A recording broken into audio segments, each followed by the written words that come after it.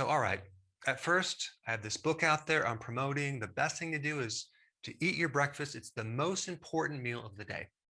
And then I flip over to this idea where no, no, no, no, that's false information. Don't eat your breakfast, fast. And now I'm flipping and recommending eating breakfast. So, what's going on? So, I want to share with you some information that may possibly change your mind about this as well. And I'm not saying you should even do it, but just hear me out. You have various variables. You have your diet, okay, and then you have fasting, your pattern of fasting, okay. For me, it's 20 hours fasting, a 4-hour eating window. But you also have the timing of when those patterns are. So when is your first meal? Is it going to be at 12 noon, 3 o'clock? It's going to be at night? Well, at first I thought it really didn't matter too much. Okay. And I thought maybe if you can, go to bed at night, you wake up, you're already fasting. Why would you want to eat? Right. You just ride the wave and you go as long as you can. And that seemed to work pretty good. But there's something that happened to me recently that caused me to just look at this timing a little bit closer. Um, let's say about 2 weeks ago, I ate really late and I ate a lot of protein and I did not sleep hardly at all. And it got me thinking, first of all, protein tends to stimulate and wake the body up. And of course, if you eat a lot of that late at night, that's not good too.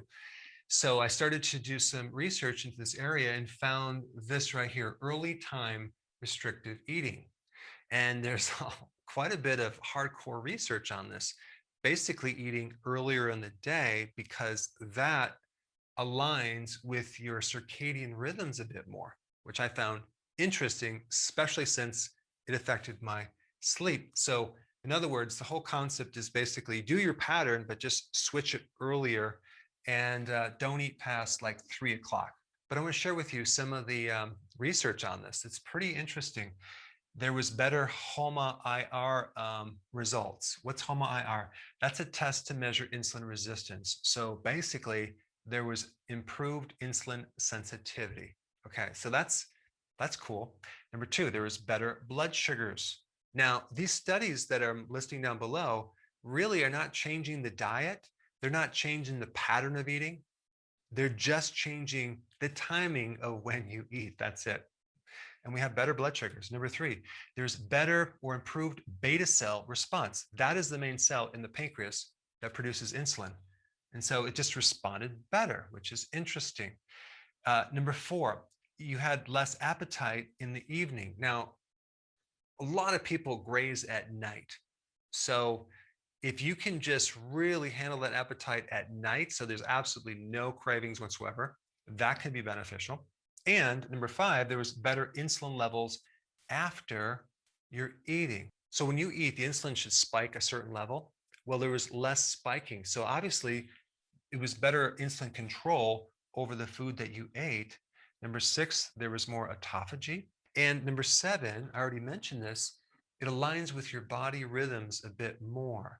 Apparently, in the evening, the genes that deal with food are more downgraded. They're supposed to be downgraded, not upgraded. So if you eat too late, you kind of upgrade them and start activating them. And because it's part of your digestive system, that's going to kind of wake you up and affect your sleep. So I found that fascinating. So my pattern is 20 hours of fasting in 4-hour eating window. So I will eat at 9 a.m. Okay, first meal, second meal at 1, and then I'm done. I will not eat anything past this. Now, another thing that this tends to solve is this little cortisol spike at 8 o'clock in the morning, where a lot of people get this wave of hunger. And, I always just tell people to push through it. But if you did eat here and then had your next meal here, and maybe even go to 3 o'clock, and if your pattern is a little bit different, it might give you more results with what you're trying to achieve. Now, the drawback is that if there's a social event with other family members at dinner, that's going to create a problem. So it does throw off your schedule. And I'm not even saying that you should do this pattern. All I'm saying is that it's something to look at if maybe you want to squeeze out more results. I'm going to continue to do this for a couple more weeks. And so far, so good. I am noticing improvement in my sleep.